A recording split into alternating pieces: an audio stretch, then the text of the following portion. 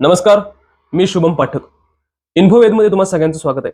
मित्रांनो, आपल्या जगात एक असा देश आहे जो युद्ध करून विश्वशांती आणण्याचा प्रयत्न करत असतो. म्हणजे त्याला कुठं वाटतंय की आता आपल्या शांती जिथं होत नाही तर तिथे युद्ध करायचं आणि त्या भागात शांतता आणायची. जसं अफगाणिस्तानमध्ये झालं, असं लिबिया, इराक. हा देश दुसऱ्या महायुद्धापासून हेच करत आलेला आहे. हा देश सगळ्यांच्या परिचयाचा असेल, अमेरिका. सध्या जे युद्ध चालू आहे, अमेरिका, इस्रायल, इराण या देशांचे जे युद्ध चालू आहे, तर त्या झळा ह्या संपूर्ण जगाला बसत आहेत. संपूर्ण जगात असणाऱ्या देशांना बसत आहेत. आपल्या भारत देशाला सुद्धा याच्या झळा आता लागू लागल्या आहेत. आपले जे कमर्शियल गॅस आहेत ते आता मिळेनासे झालेले आहेत. लोकांची तयारी आहे, पैसे किती वाढू देत, परंतु तो गॅसचा पुरवठा आहे तोच बंद झालेला आहे. लवकर लोकांना गॅस मिळत नाही. स्ट्रेट ऑफ हार्मुज या ठिकाणी पूर्णपणे इराणने ब्लॉक केलेलं आहे. तिथून तेलांची वाहतूक, LNG असेल, या कुठल्याही प्रकारची या ठिकाणी नैसर्गिक वायू किंवा नैसर्गिक तेल या ठिकाणावरून वाहतूक त्याची पूर्णपणे थांबवलेली आहे. तर असं आहे एकंदरीत. तर असो, तो आपल्या आजच्या व्हिडिओचा मुद्दा नाहीये. आजच्या व्हिडिओचा मुद्दा हा व्हिएतनामचं युद्ध आहे. म्हणजे अमेरिकेनं जे व्हिएतनाम विरुद्ध युद्ध केलं होतं त्या संदर्भातला हा आजचा व्हिडिओ असणार आहे. असंच झालं होतं साधारणपणे. तर सुरुवातीपासून आपण पाहूया. 1887 मध्ये या ठिकाणी व्हिएतनाममध्ये फ्रेंच वसाहतींची स्थापना झाली होती. म्हणजे फ्रेंच लोकांच्या अंडर व्हिएतनाम हा देश होता. साधारणपणे तिथे लढाई झाल्या, अनेक ठिकाणी उठाव झाले. तर त्या दरम्यान 1923 किंवा थोडस 1900च्या दरम्यान 1923-24 ला होचिमिन्ह म्हणून नेते तिथे उभे राहिले, जगासमोर आले. आणि त्यांच्यावरती एक कम्युनिस्ट विचारांचा प्रभाव होता. त्या काळात रशिया जो आहे तो अनेक ठिकाणी नवक्रांतीला किंवा सत्ता पालट होणाऱ्याला प्रोत्साहन देत होतं. तसं त्यांनी या ठिकाणी होचिमिन्ह आणि व्हिएतनाम यांनाही प्रोत्साहन दिलं होतं. होचिमिन्ह एक मोठे नेते या ठिकाणी समोर आले होते, जगाच्या समोर आले होते. तर साधारणपणे 1954 मध्ये BN फूची लढाई झाली आणि त्या लढाईमध्ये या ठिकाणी फ्रेंच जी वसाहत आहे ती पूर्णपणे कोलमडली, त्यांचा पराभव झाला. आणि या ठिकाणी व्हिएतनामचे दोन भाग पडले, एक उत्तर व्हिएतनाम आणि एक दक्षिण व्हिएतनाम. तर साधारणपणे दक्षिण व्हिएतनाम जे आहे त्या ठिकाणी अमेरिकेचा प्रभाव होता, भांडवलशाहीचा प्रभाव होता. आणि उत्तर व्हिएतनाम मध्ये या ठिकाणी आपण म्हणू शकतो कम्युनिझमचा प्रभाव होता, किंवा होचिमिन्ह या ठिकाणी तिथे शासन करत होते. साधारणपणे एक तो जो काळ होता तो 60चं दशक असेल किंवा 54-60च्या दशकात एक शीतयुद्धाचं वातावरण होतं. साधारण त्याच दरम्यान 1949 मध्ये रशियाने सोवियत युनियन यांनी त्यांची काय म्हणतात अणुचाचणी केली होती, अणुबॉम्ब चाचणी केली होती. त्याच दरम्यान माओ जेडॉंग हा चायनामध्ये सत्तेवर आला होता. त्यानं कम्युनिझम संपूर्ण चायनामध्ये पसरवला होता. आणि अमेरिकेला कुठेतरी भीती होती की जर व्हिएतनाम हा पूर्ण कम्युनिस्ट झाला तर डॉमिनो इफेक्ट सारखे बाकीचे सुद्धा देश आहेत, बाकीचे देश मग लाओस असतील, कंबोडिया, थायलंड, मलेशिया, इंडोनेशिया, हे जे देश आहेत ते सुद्धा कम्युनिझमच्या अंडर येतील, असं जे मत आहे ते तत्कालीन राष्ट्राध्यक्ष अमेरिकेचे आयझनशॉवर यांनी या ठिकाणी सांगितलं होतं. त्यांनी त्यांचं मत मांडलं होतं. आयझनशॉवर हे 1953 ते 1961 या दरम्यान अमेरिकेचे राष्ट्राध्यक्ष राहिले होते. तर तिथूनच कुठेतरी एक चुरबूर किंवा कुरकुर या उभय राष्ट्रांमध्ये आपल्याला पाहायला मिळेल. उत्तर जे आहे, उत्तर व्हिएतनाम त्या ठिकाणी. दक्षिण व्हिएतनाम पूर्णपणे अमेरिकेच्या अंडर होतं. साधारणपणे आपण जो कालखंड पाहिला, व्हिएतनाम युद्ध आणि व्हिएतनाम अमेरिका युद्ध, तर अमेरिकेमध्ये 5 राष्ट्राध्यक्ष या ठिकाणी बदलले गेले होते. या ठिकाणी 5 राष्ट्राध्यक्ष झाले होते. Eisenhower, John F. Kennedy, Lyndon Johnson, Richard Nixon आणि गेराल्ड फोर्ड असे या ठिकाणी 5 राष्ट्राध्यक्ष. म्हणजे जवळजवळ 2 दशकं हे युद्ध चाललं होतं. असा अत्यंत मोठा कालावधी या युद्धाचा होता. तर संपूर्ण कम्युनिझमचा प्रभाव होता. त्याची सुरुवात कुठे झाली की 1964 साली, म्हणजे जेव्हा जॉन F. केनेडी त्यांचं निधन झालं, त्यांची हत्या करण्यात आली 1963 साली.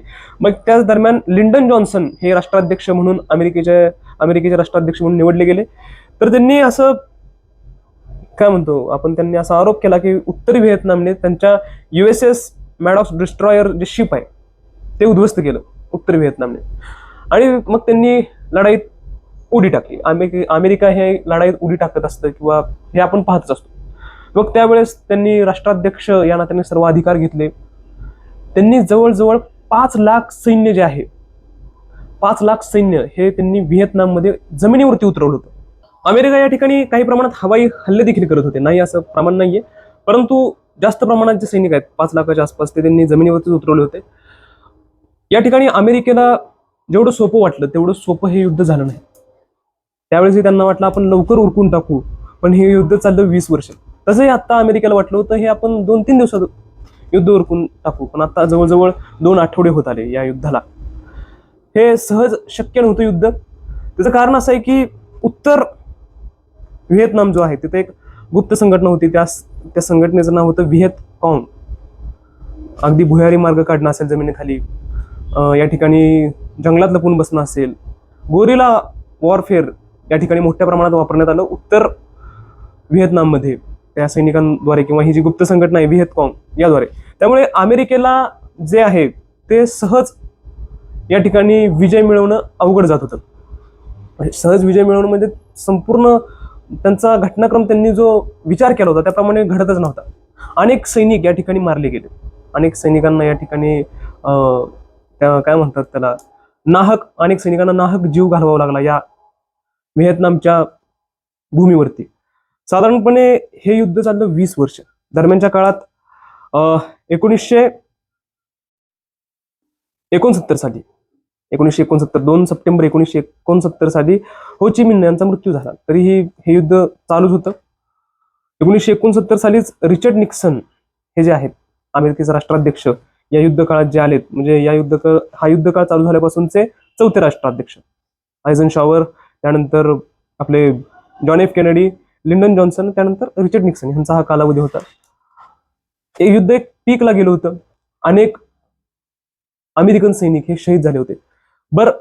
याच्या तीव्र प्रतिक्रिया ह्या अमेरिकन नागरिकांमध्ये, तिथले मोठे कलाकार असतील, तिथले थिंक बँकर असतील, म्हणजे मोठे विचारवंत असतील, यांच्यात उमटू लागले होते. अनेक लोक रस्त्यावरती आले होते सरकारविरोधात, युद्ध थांबवा, आपले सैनिक नाहक मारले जात आहेत, या संदर्भात अनेक निदर्शनं अमेरिकेत त्यावेळेस झाली होती. मग अखेर अमेरिकेला सहज शक्य झालं नाही त्या गोष्टी करणं. या ठिकाणी अमेरिकेला माघार घ्यावी लागली.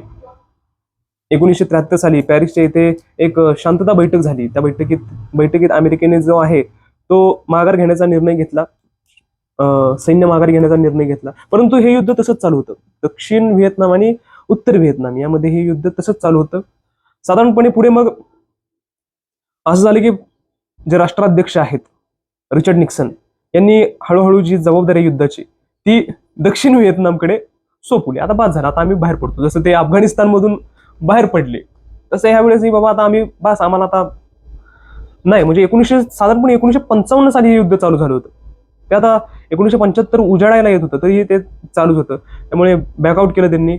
आता आमचा संबंध नाही, तुमचं तुम्ही बघून घ्या. अफगाणिस्तानमध्येही आता आम्ही बाहेर पडतो, तालिबान येऊ दे नाही तर तिकडे कुणीही येऊ दे, आम्हाला काही घेणं देणं नाही. म्हणजे इतकं विध्वंस करून ठेवायचा, सामाजिक रचना तिथली पूर्णपणे बिघडवून टाकायची, शांततेसाठी सांगणार युद्ध करतोय म्हणून. कुठेही आता हे नाही, पण कुठेही सांगणार शांततेसाठी युद्ध करतोय, पण त्या ठिकाणी पूर्ण शांतता माजवण्याचं काम हे अमेरिका सातत्यानं करत आलेलं आहे. आणि या ठिकाणी त्यानं त्याच प्रकारचं केलेलं आहे. पूर्णपणे या ठिकाणी दक्षिण व्हिएतनामी ज्या संघटना आहेत त्यांच्याकडे युद्धाची सूत्र या ठिकाणी सोपवली होती. अवघड होतं खूप. व्हिएतनाममध्ये जाऊन, दुसऱ्याच्या जमिनीवरती जाऊन या ठिकाणी त्यांना हारून अवघड होतं. तिथल्या काय म्हणतात एकंदरीत तिथल्या जिओग्राफीचा त्यांना अंदाज आला नव्हता.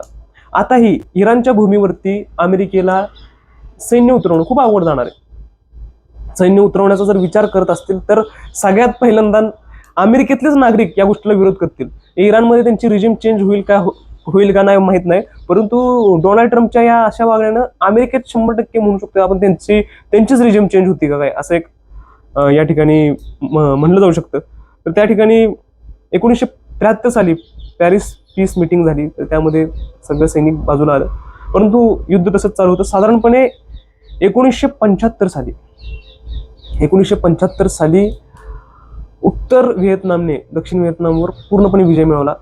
त्यांचं जे हे सायगॉन नावाचं शहर आहे, जी राजधानी होती दक्षिण व्हिएतनामची, तिचा पूर्णपणे पाडाव केला या ठिकाणी, तिच्यावरती आक्रमण केलं, विजय मिळवला तिथे आणि ते शहर जिंकून घेतलं. आज त्या शहराचं नाव जे आहे ते होचिमिन्ह सिटी असं आहे. तर साधारणपणे आपण पाहिलं की कसं या ठिकाणी एक लहान राष्ट्राने, अगदी पूर्ण व्हिएतनाम पण नव्हतं त्यावेळेस, उत्तर व्हिएतनामने अमेरिकेचा कसा या ठिकाणी, अमेरिकेसारख्या कशा बलाढ्य राष्ट्राचा या ठिकाणी पराभव केला होता हे आपण आता पाहिलेलं आहे. अमेरिकेला माघार घ्यावी लागली या युद्धातून, एका मोठ्या राष्ट्राला माघार घ्यावी लागणं हे दाखवतं की त्या राष्ट्राने किती अविचारी पद्धतीने युद्धात उडी मारली कारण नसताना. असो, शेवटी मग दक्षिण व्हिएतनाममध्ये पाडाव झाला, संपूर्ण व्हिएतनाम एकत्र आलं आणि आज तिथे या ठिकाणी कम्युनिझमचं सरकार आहे. तर हा होता आजच्या व्हिडिओचा विषय. अमेरिका अविचारी पद्धतीने या ठिकाणी कोणत्याही क्षेत्रात किंवा कुठेही उडी मारत असतं, अशांतता पसरवण्याचं काम करत असतं. त्याच पद्धतीने हे चालू आहे. मात्र बघू आता पुढे काय होतंय ते. व्हिडिओ आवडल्यास नक्की सबस्क्राईब करा इन्फोवेदला आणि हा व्हिडिओ जास्तीत जास्त लोकांपर्यंत पोहोचवा. धन्यवाद.